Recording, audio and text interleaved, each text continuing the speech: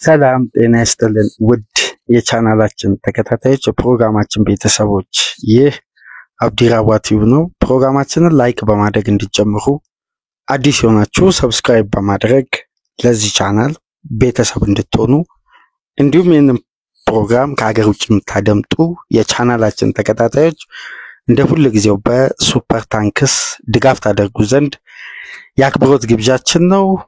ቴዲ ታደሰ ላደረክልን የሱፐር ታንክስ ድጋፍ ከልብ ያመሰገንን። የሌሎቻችሁም ተሳትፎ በእጅጉ ያስፈልገናል። ድጋፋችሁ እንዲቀጥል የአክብሮት ግብዣችን ነው። በረቡ የተሰሙ የዝውውር መረጃዎችን በአጠቃላይ ማክሰኞ ምሽት ጀምሮ የተመለከትናቸውን ሰፋ ያሉ የዝውውር ሂደቶችን በዚህ ፕሮግራም ከተለያዩ ክለቦች የወጡትን መረጃ አያይዘን ከታመኑ ዘጋቢዎች የወጡትን ሪፖርት በማጣቀስ እንግዲህ ወቅታዊ የዝውውር ሁኔታ ምን ይመስላል በአምስቱ ትላልቅ ሊጎች እንዲሁም በመላው ዓለም የሚሰሙ ትላልቅ ዝውውሮች ከማክሰኞ ከሰዓት ጀምሮ እየተሰማ ነው የሚገኘው። በእነዚህ ተጫዋቾችና የዝውውር ሂደት ላይ ትኩረት አድርገን ይህን ፕሮግራም በረቡ ንጋት ወደ እናንተ ይዘንላችሁ መጥተናል። ሰፊ የዝውውር ሂደት እየተካሄደ ነው የሚገኘው። በተለይ በዛሬው ቀን የሚጠናቀቅ የዝውውር ሂደት አለ።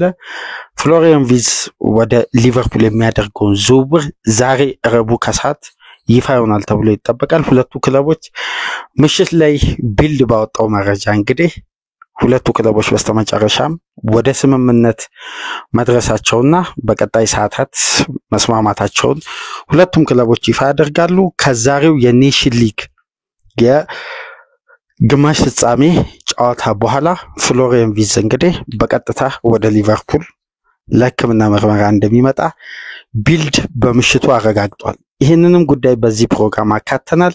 የጄዳን ሳንቾ ወደ ማንቸስተር ዩናይትድ መመለስ፣ ብሩኖ ፈርናንዴዝ የ200 ሚሊዮን ፓውንድ ፓኬጅን ውድቅ አድርጎ ለማንቸስተር ዩናይትድ ታማኝነቱን ገልጾ እንግዲህ በቡድኑ ለመቆየት ወስኗል። ነገር ግን እንደ ታማኝ ዘጋቢዎች ከሆነ አሁንም ከአምስቱ ትላልቅ ሊጎች ማንቸስተርን ሊፈትን የሚችል ተጫዋቹ የእግር ኳሱን ኬሪየር ለላቀ ደረጃና በዋንጫ በታጀበ መልኩ ለማጠናቀቅ በአምስቱ ትላልቅ ሊጎች የሚመጣውን ጥያቄ ሊያዳምጥ ይችላል የሚሉ ዘገባዎችም እየወጡ ነው የሚገኙት። ቼልሲ እንግዲህ ሜኝን ለማስፈረም ጥረት ጀምሯል። የግብ ጠባቂ ክፍተት ቼልሲ እንዳለበት ይታወቃል። ይህንን ተከትሎ የኤሲ ሚላኑን ግብ ጠባቂ ትኩረት አድርጓል።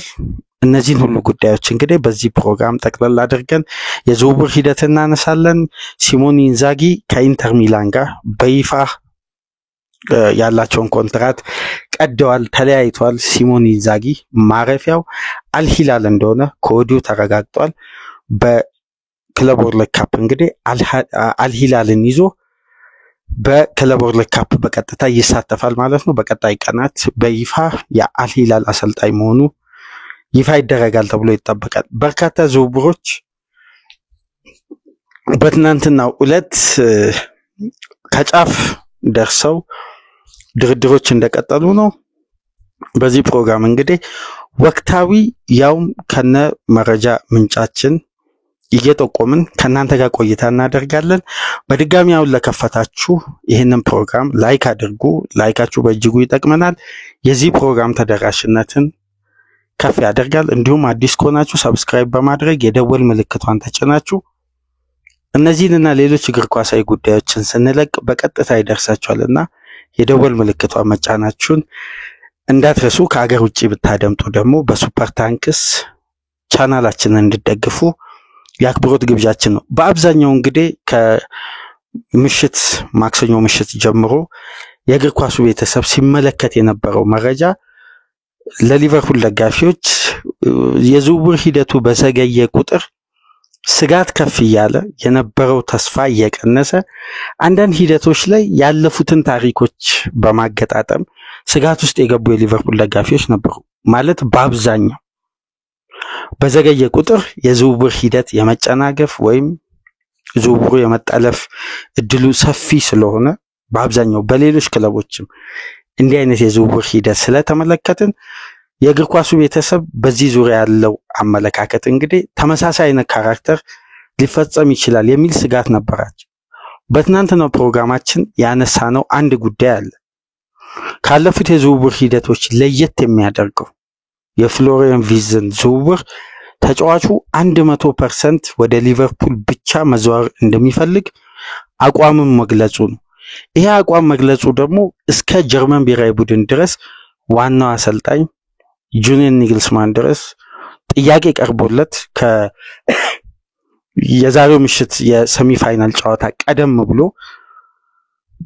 ከፖርቱጋል ጋር በሚያደርጉት የኔሽን ሊግ የጥሎ ማለፍ ጨዋታ ግማሽ ፍጻሜ ፕሬስ ኮንፈረንስ ላይ ጁሊያን ናግልስማንም በትናንትናው ዕለት ተጠይቀው ነበር የተጫዋቹን ውሳኔና አሁን ላይ ስላለው ሁኔታ ብለው ሲጠየቁ ነው እንግዲህ የመጀመሪያ የዝውውር ሂደቱን ይፋ ያደረጉት ጁሊያን ናግልስማን ነው።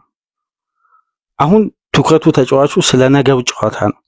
ነገር ግን በዝውውር በኩል ያለው አሉባልታም የሚወራውም ነገር ሊያበቃ ሊቋጭ ከጫፍ ደርሷል። ስለዚህ ይሄን ፓርቲ የሚፈልጉ ቡድንም ሊሆን ይችላል ግለሰቦችም ይሄን ነገር ሊረጋገጥ ከጫፍ ስለደረሰ በዚህ ዙሪያ አዲስ ማብራሪያ ያስፈልገው በማለት ናግልስማን እንግዲህ በቀጥታ ነው የመጀመሪያ የፍሎሪያን ቪርትዝን ዝውውር ኮንፈርም ያደረገው።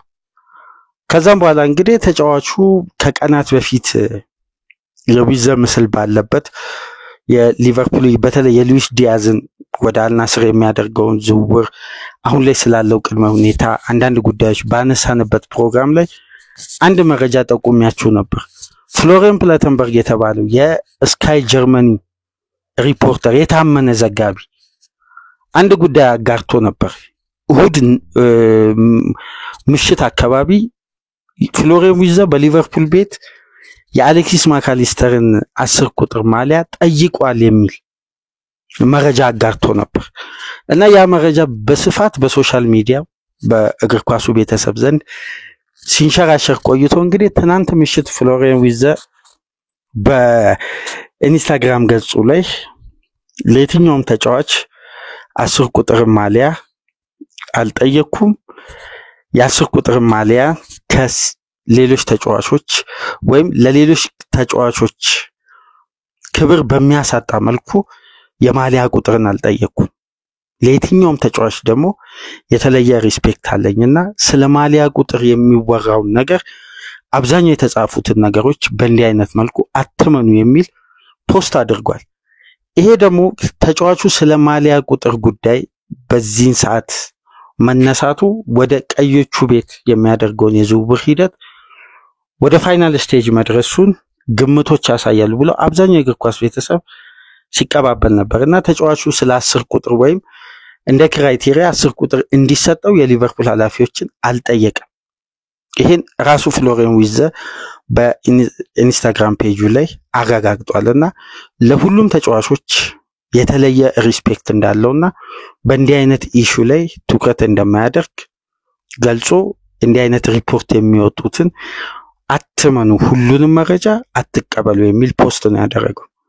ቪርትዝ ራሱ የዝውውር ሂደቱን ከጁሊያን ናግልስማን ጋዜጣዊ መግለጫ በኋላ ወደ ሊቨርፑል የመምጣቱን ጉዳይ ያረጋገጠ። ምክንያቱም ስለ ማሊያ ቁጥር ስሙ ተያይዞ የተነሳው ቪርትዝ ከሊቨርፑሉ አሌክሲስ ማካሊስተር ጋር የ10 ቁጥር ማሊያ ጉዳይ ነው በፍሎሪያን ፕላተንበርግ በስካይ ጀርመኒው ዘጋቢ አማካኝነት እሁድ ምሽት ላይ ነው ይሄን መረጃ ያጋራው።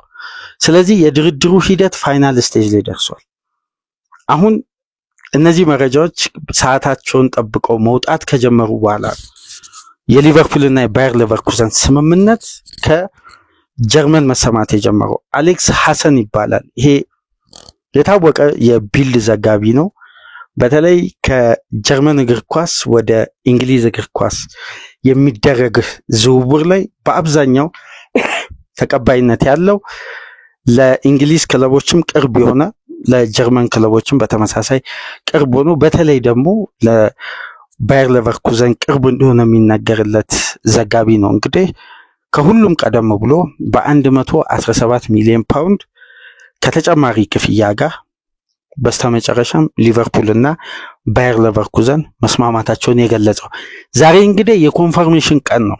ይሄ ቀደም ብሎ አፈትልኮ የሚወጣ መረጃ እንጂ ኮንፈርም የሚደረገው ወይም ሁለቱ ክለቦች ስምምነት ላይ እንደደረሱ በሁለቱም ወገኖች በኩል የሚረጋገጠው ዛሬ ነው። ለምሳሌ እነ ፋብሪዚዮ ሂሪጎ ሊሉ ይችላሉ፣ እነ ፖል ጆይስ የሊቨርፑል ሪፖርተር ዘ ታይምሱ ከስምምነት ላይ መድረሳቸውን ይፋ ሊያደርጉ ይችላሉ፣ እነ ዴቪድ ኦርኒስተን። ስለዚህ ዛሬ ረቡዕ የኮንፈርሜሽን ቀን ነው። ካለፈው ሳምንት ጀምሮ እስከ ትናንት ድረስ ባለው ፕሮግራማችን ላይ ይሄ ዝውውር ሂደት ሊቆይ የሚችለው እስከ ሮብ ምሽት ብቻ እንደሆነ ስንገልጽላችሁ ነበርና በመጨረሻም አሌክስ ሐሰን ድርድር ውስጥ ካሉ ግለሰቦች አገኘው ባለው መረጃ ነው እንግዲህ ምሽት ላይ በ117 ሚሊዮን ፓውንድ የብሪቲሽ ሪከርድ ተሰብሮ ፍሎሪያን ዊዘር ወደ ሊቨርፑል የሚያደርገውን ጉዞ ለማጠናቀቅ የዛሬ ምሽቱን ጨዋታ ጀርመንና ፖርቱጋል የሚያደርጉትን ካደረገ በኋላ ሐሙስ ንጋት ወደ ኪርኪቢ ጉዞ ያደርጋል።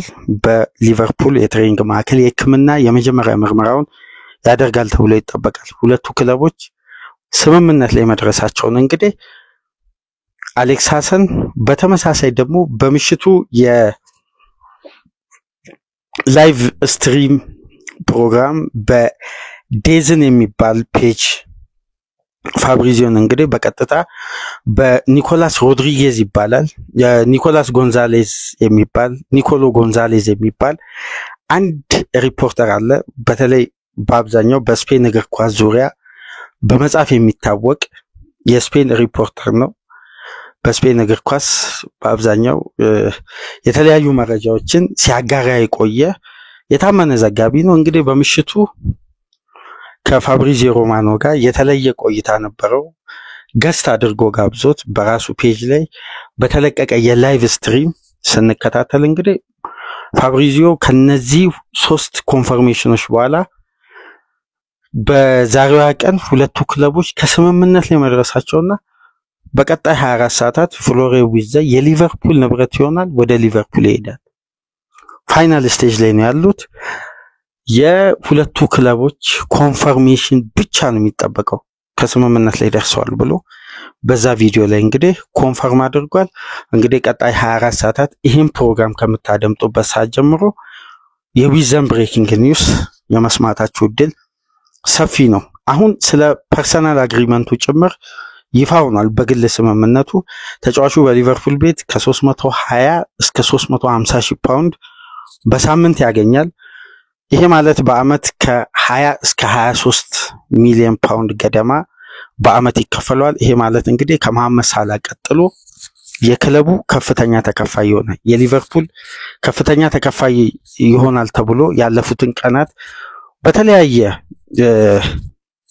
ለማረጋገጫነት በሚከብድ መረጃ ምንጮች እንግዲህ ሲወጣ ነበር።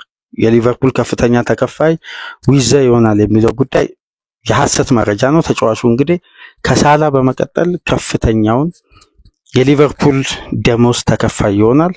እንግዲህ ዛሬ ረቡዕ ተጫዋቹ እንግዲህ ከፖርቱጋል ጋር የሚያደርጉት ጨዋታ እንግዲህ ከተጠናቀቀ በኋላ ጀርመንና ፖርቱጋል ምሽት 4 ሰዓት ላይ የግማሽ ፍጻሜ የኔሽን ሊግ ለፍጻሜ ለማለፍ የሚደረግ የጥሎ ማለፍ ጨዋታ አለ። ከዛ ጨዋታ መጠናቀቅ በኋላ ዊዘር ወደ ሊቨርፑል የሕክምና ምርመራ ይመጣል። ባየር ሌቨርኩዘን እና ሊቨርፑል በብሪቲሽ ሪከርድ ዋጋ ምሽት ላይ መስማማታቸውን ቢልድ በስፋት እየዘገበ ነው በአሌክስ ሐሰን አማካኝነት።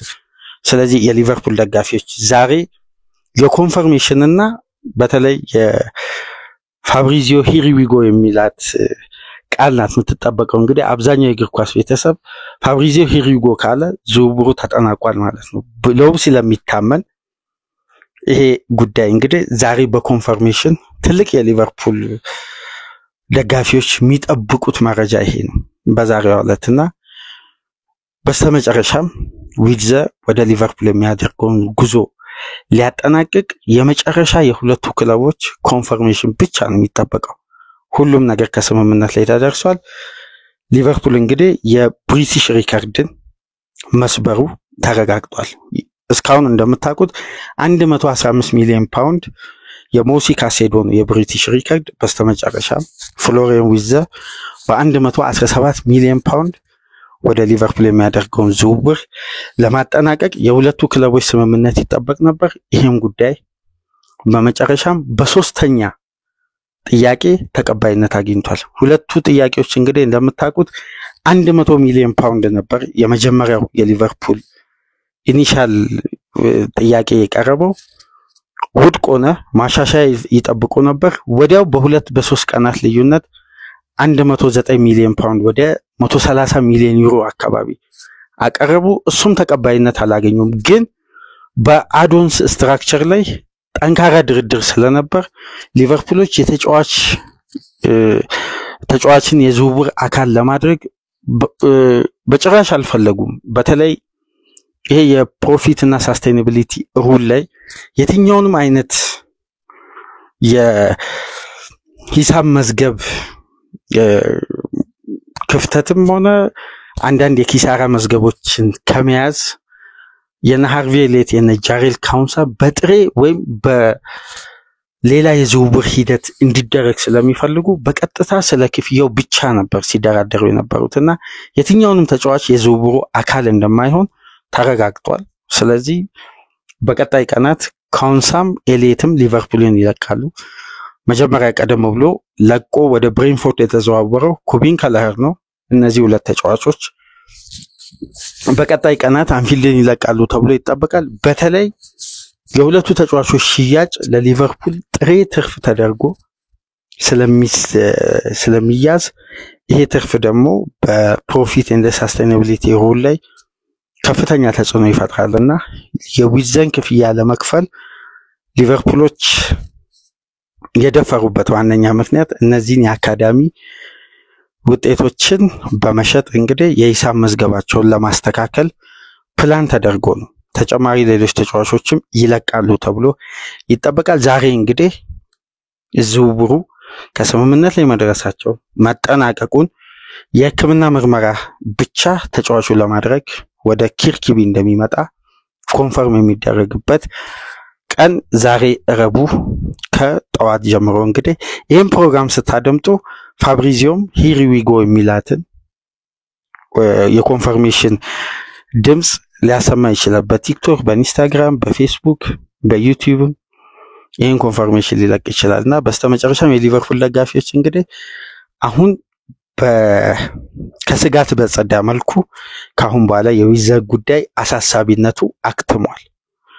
እንደ ቢልድ ዘገባ ከሆነ ሲቲን፣ ባየር ሙኒክን፣ ሪያል ማድሪድን ሶስቱንም ክለቦች ውድቅ በማድረግ በተለይ ደግሞ ያለፈው ማርች ባየር ሌቨርኩዘን ፍቃድ ሰጥቶት ከአርነ ስሎት ጋር ባደረገው ድርድር እና አሰልጣኙ ተጫዋቹን ኮንቪንስ አድርገው በ10 ቁጥር ሚና የተለየ ሚሽን እንደሚሰጡትና የ10 ቁጥር የሊቨርፑል ልብ እንደሚያደርጉት ቃል ገብተውለት ነው እንግዲህ የሊቨርፑልን ፕሮጀክት በመቀበል ባየር ሌቨርኩዘን ከሊቨርፑል በተሻለ መልኩ ወደ 400,000 ፓውንድ ሳምንታዊ ደሞዝ አቅርቦለት ያን ደሞዝ ጭምር ነው ውድቅ አድርጎ ባየርን ካቀረበው ክፍያ ሊቨርፑል ያነሰ ደሞዝ አቅርቦለት ነው እንግዲህ ተጫዋቹ ፕሮጀክቱ አማሎት ወደ አንፊልድ ለማምጣት የወሰነው።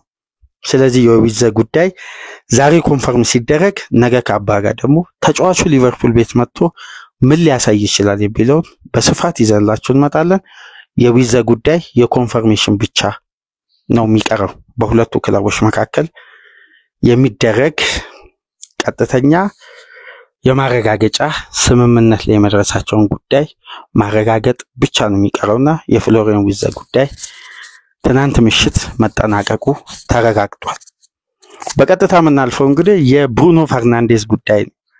ይህ ተጫዋች ከቀናት በፊት እንደነገርናችሁ ከአልሂላል ቀጥተኛ ጥያቄ ቀርቦለት በቀጣይ አንድ ሳምንት ውስጥ ውሳኔውን እንዲያሳውቅ ጠይቀውት ነበር እና በመጨረሻም ብሩኖ ፈርናንዴዝ በማንቸስተር ዩናይትድ መቆየት እንደሚፈልግና ወደ አልሂላል መዘዋወር እንደማይፈልግ የአልሂላልን ጥያቄ ኮምፕሊትሊ ሪጀክት ማድረጉን እና ፋብሪዚዮም እንደሰማችሁት በርካታ ሚዲያ ዘግቧል። ብሩኖ ፈርናንዴዝ ከማንቸስተር ዩናይትድ ጋር ቀጣይ የውድድር ዓመት በጽናት ቡድኑ ወደ ተሻለ ደረጃ ለማምጣት አንዱ የዚህ ትልቅ ቡድን የቡድኑ አካል በመሆን በአምበልነት ማንቸስተር ዩናይትድን ለቀጣይ የውድድር ዓመታት ለማገልገል ታማኝነቱን ገልጾ የ200 ሚሊዮን ፓውንድ ፓኬጅ ለማንቸስተር ወደ 100 ሚሊዮን ፓውንድ ለብሩኖ ፈርናንዴዝ ከነደሞዙ ከነቦነስ ክፍያው ወደ 100 የሚጠጋ የ4 ዓመት ኮንትራት እንግዲህ አልቀበልም ብሎ ተጫዋቹ በዩናይትድ ለመቆየት ወስኗል። ነገር ግን የተለያዩ ዘገባዎችን ስንመለከት ነበር ከታይምስ እስከ አትሌቲክስ እንዲሁም እነ ፋብሪዚዮንም በደንብ አድምጣችሁ ከሆነ የአልሂላልን ጥያቄ ነው ብሩኖ ውድቅ ያደረገው። ነገር ግን በአምስቱ ትላልቅ ሊጎች የሚገኙ በተለይ ጃይንት ክለቦች እያሉ በተደጋጋሚ የሚጠቅሱታል። እንደነዚህ አይነት ቃላት የሚጠቀሙት የማድሪድ ፍላጎት እንደምታውቁት በጥር የዝውውር መስኮት ጠንካራ ፍላጎትና በቀጥታ ተጫዋቹ የመመልመልም ጉዳይ ማድሪዶች እዚህ ደረጃ ድረስ መድረሳቸው ይታወሳል። አሁን በተጨማሪም ደግሞ ባየር ሙኒክ የተጫዋቹ ፈላጊ እንደሆነ ከጀርመን የሚወጡ ዘገባዎች እያሳዩ ነው እና ተጫዋቹ ከዛም በኋላ በቀረበለት ጥያቄ በጋዜጣዊ መግለጫ ይህን ውሳኔ በመወሰኑ ደስተኛ መሆኑንና በዩናይትድ ቤት ለላቀ ስኬት መቆየት እንደሚፈልግ ራሱም ገልጿል እና ጥያቄውን ውድቅ አድርጓል። ያለፉትን ቀናት እንደምታውቁት ሚጌል ፒኖ የሚባለው የብሩኖ ፈርናንዴዝ ኤጀንት በሳውዲ ሪያድ መታየቱና ከአልሂላል ኃላፊዎች ጋር መደራደሩ በጉዳዩ ላይ ምናልባት ተጫዋቹ ሊቀበል ይችላል የሚል አንዳንድ ሩመርሶች ነበሩ። ነገር ግን በስተመጨረሻ ይህን የመሰለ ትልቅ ገንዘብ እንግዲህ ውድቅ በማድረግ ክለብን አስበልጦ በቀዮቹ ማሊያ ለመቆየት ወስኗል። ነገር ግን አሁንም ጥያቄዎች እየተነሱ የሚገኙት በማንቸስተር ዩናይትድ መቆየት ነው የፈለገው ወይስ በዚህ እድሜው በዚህ ወቅት በፕራይም ታይሙ ተጫዋቹ ምንም እንኳን 30 ቢገባም ወደ ሳውዲ ፕሮ ሊግ መሄድ ነው ያልፈለገው? እነዚህ ጉዳዮችን እንግዲህ እየለያዩ ስካይ ስፖርት ላይ ምሽት ላይ ስናደምጥ እነ ፋብሪዚዮም በገለጹት መሰረት የትዊተር ገጹን ብትመለከቱ በዩሮፒያን ቶፕ ክላስ መቆየት ነው የሚፈልገው ነው ያሉት። ስለዚህ አሁንም ብሩኖ በማንቸስተር ዩናይትድ ለመቆየት መወሰኑ ኮንፈርም ሆኗል። ነገር ግን በማንቸስተር ዩናይትድ በዘላቂነት ይቆያል የሚለው እስካሁን አስተማማኝ ነገር አልተገኘም። ምናልባት ከአምስቱ ትላልቅ ሊጎች በተለይ ከባየር ሙኒክና ሪያል ማድሪድ ዘግይቶ ሊመጣ የሚችል ጥያቄም እንዳለ ጥቆማ ያነሳሉ። ነገር ግን አሁን ላይ ወደ አልሂላል የሚደረግ ምንም አይነት ዝውውር እንደሌለ ተረጋግጧል። ብሩኖ ፈርናንዴዝ በማንቸስተር ዩናይትድ ለመቆየት ወስኗል። በቀጣይ እንግዲህ የሚፈጠረው አብረን በጋራ የምናየው ይሆናል።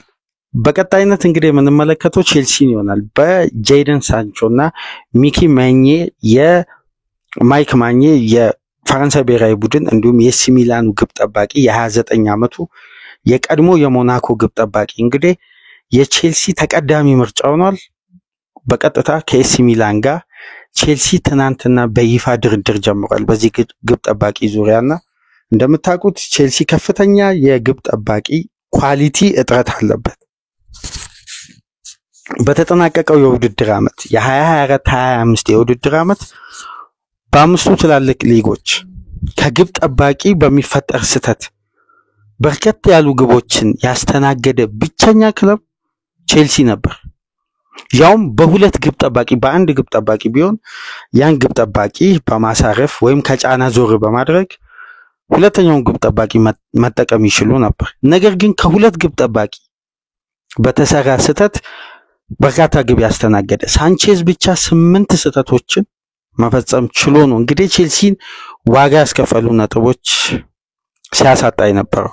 ስለዚህ ቼልሲ በዚህ በግብ ጠባቂ ቦታ ላይ ያለውን የኳሊቲ ጥረት በመረዳት እንግዲህ የኤሲ ሚላኑ ግብ ጠባቂ ለማምጣት ቅድመ ዝግጅቱን አጠናቆ በቀጥታ ከተጫዋቹ ጋር ያለው ግንኙነት ያለፈው ሳምንት መደረጉን እነ ፋብሪዚዮ ገልጸዋል። አሁን በቀጥታ ከኤሲ ሚላን ጋር ይፋዊ ድርድር መጀመራቸው ተሰምቷል። ስለዚህ ቼልሲ በዚህ የዝውውር መስኮት ከሚያጠናክራቸው ፖዚሽኖች መካከል አንዱ ሜኜ ነው። ምናልባት በሜኜ ዝውውር ሂደት ላይ ኬፓ አሪዛባላጋ ሪከርድ የግብ ጠባቂ ፈራሚ የሆነው ይሄ ስፔናዊ ግብ ጠባቂ የዝውውሩ አካልም ሊሆን እንደሚችል ዘሳን ሚረር እየዘገቡ ነው የሚገኙትና ቼልሲ ጠንካራ ፍላጎቱን በሜኜ ላይ በማሳየት እንግዲህ ተጫዋቹን ለማስፈረም ይሄን ግብ ጠባቂ ወደ ቼልሲ ለማምጣት ጥረቶች ተጀምረዋል በቼልሲ ቤትና በቀጣይ እንግዲህ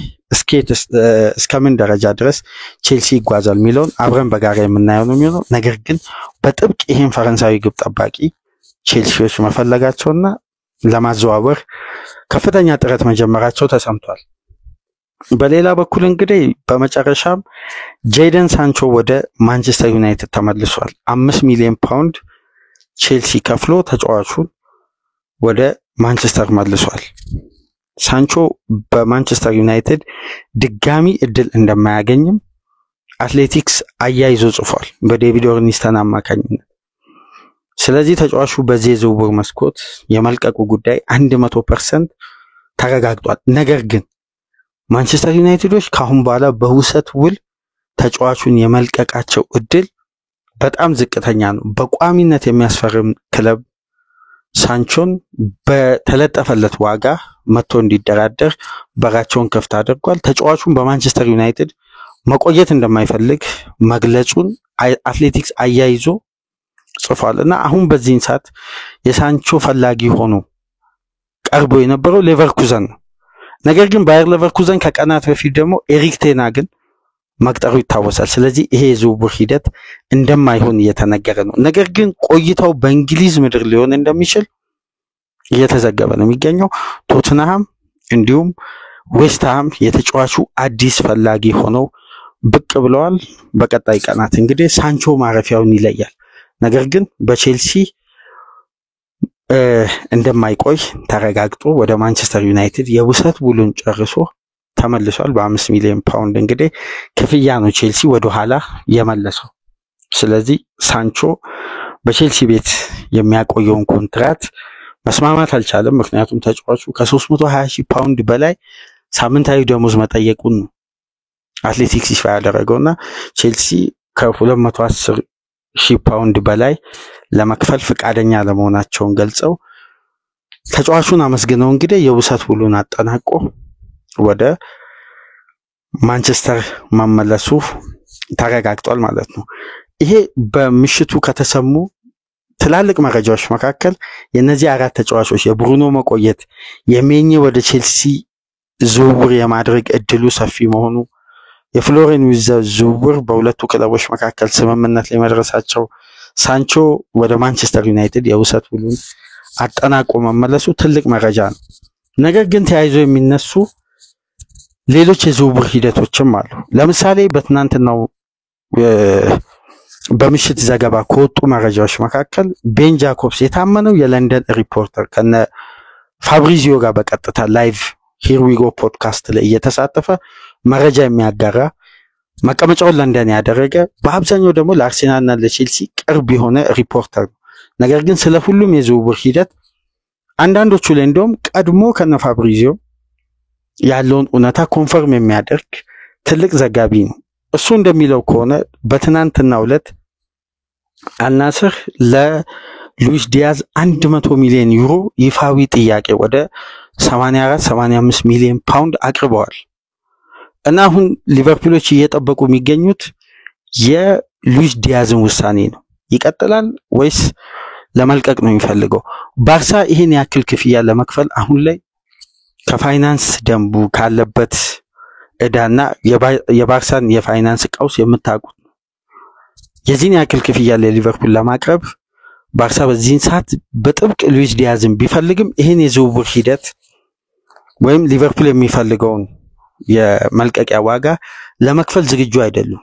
ሊቨርፑሎች ግን ለመነሻነት ያስቀመጡት 72 ሚሊዮን ፓውንድ ነበር። በመጨረሻም እንግዲህ የ100 ሚሊዮን ዩሮ ጥያቄ ወደ ሊቨርፑሎች እንደመጣ ቤን ጃኮብስ ዘግቧል። እዛው ጋር አንድ ነገር አያይዘን ለማንሳት ማክሰኞ ቀን ላይ ዴቪድ ኦርኒስተን ሙሉ የሁሉም ክለቦች የዝውውር ሂደት ይፋ አድርጎ ነበር በአትሌቲክስ ገጹ እና ያለፈው ሳምንት ወደ ደቡባዊ ፈረንሳይ አርነ ስሎት ተጉዘው በቀጥታ ከራያን ቸርኪ ጋር ድርድር አድርገው እንደነበር ተናግሮ ነበር በዘገባው ላይ።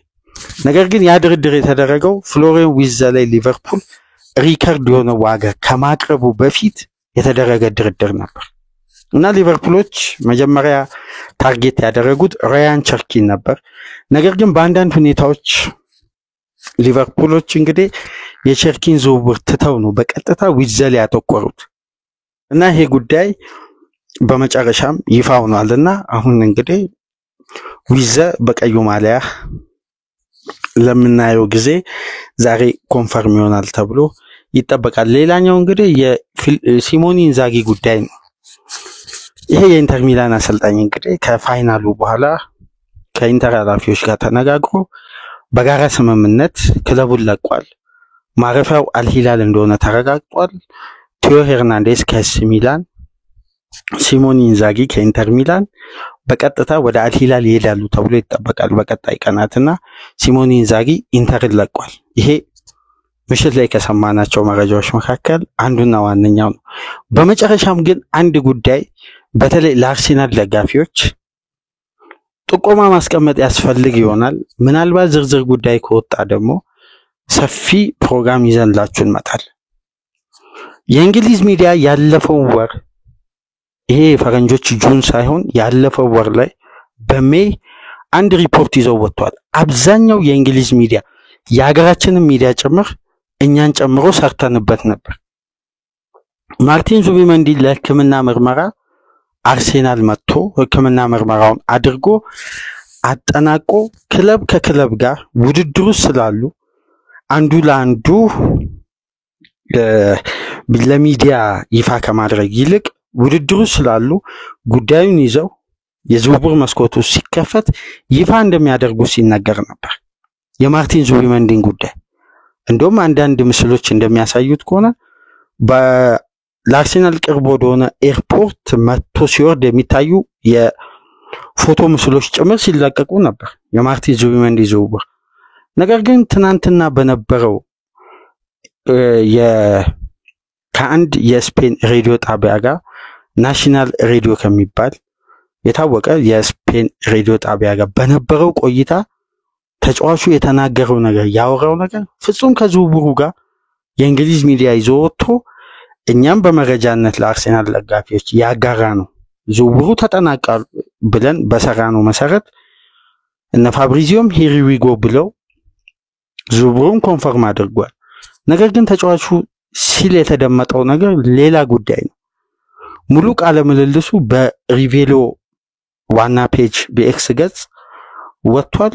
ገብታችሁ እንግዲህ በጉግል ትራንስሌት በስፓኒሽ ቋንቋ ነው የተለቀቀው። ማንበብ መመልከት ትችላላችሁ። ኢንተርቪውንም በቀጥታ ማድመጥ ትችላላችሁ። ከስር ሳብታይትል አለው። ለማመን የሚከብድ መረጃ ነው የወጣው።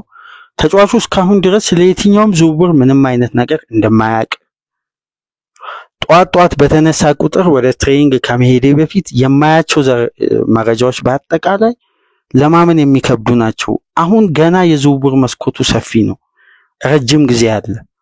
ምን እንደሚፈጠር አናውቅም። እስካሁን ድረስ ውሳኔን ይፋ አላደረኩም። የመቆየትም እድል አለ። ይሄን ጉዳይ ነው እንግዲህ አያይዞ ያነሳው።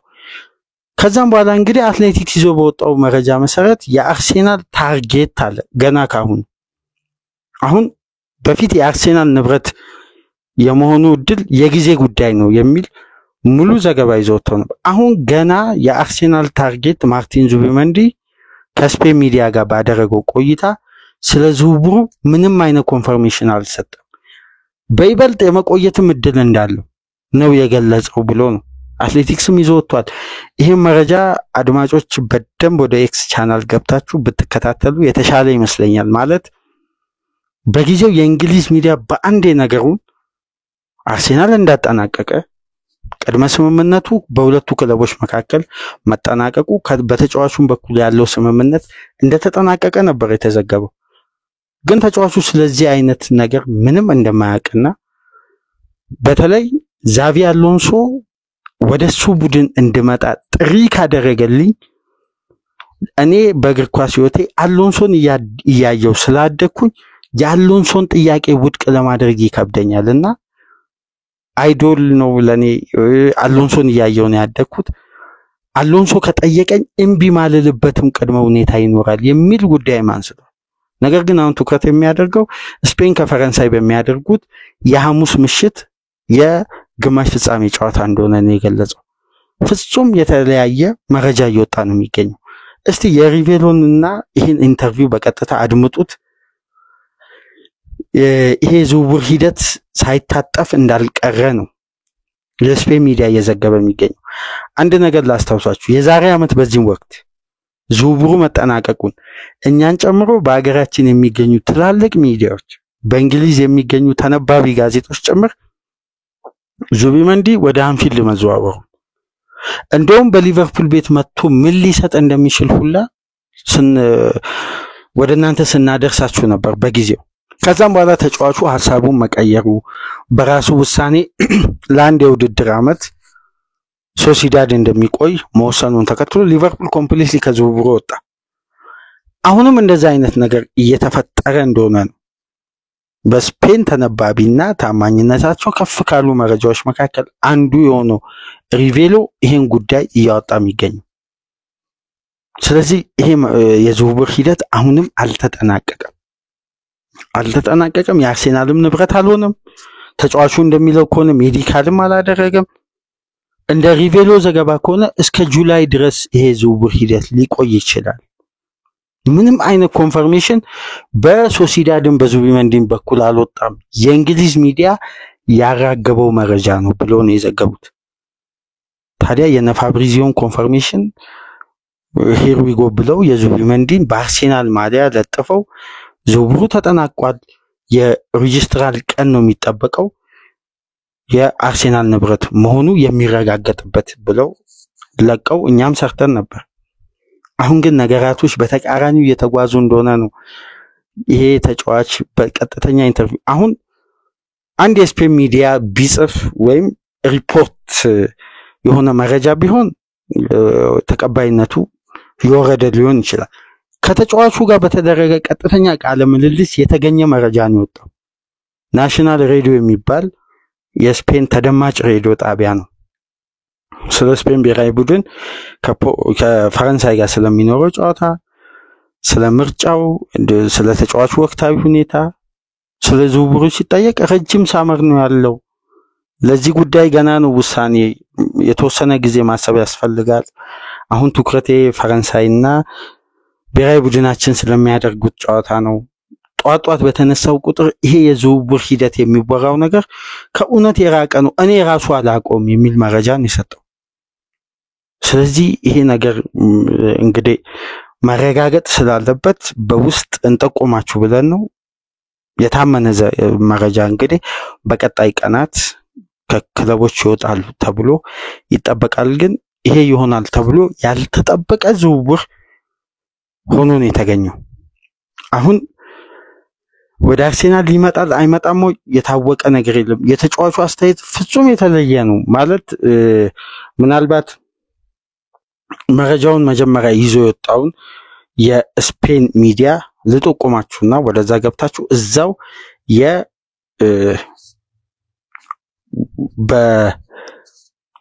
በኤክስ ገጽ ላይ ማግኘት ትችላላችሁ። በስፓኒሽ ቋንቋም የተለቀቀ አለ። በተመሳሳይ ስፖርቲንግ ኒውስ የስፔኑ በእንግሊዘኛ ሪፖርት የሚያደርግ የስፔኑ አንዱ ሪፖርት በክሪስ ዋይለር አማካኝነት ይፋ አድርጓል።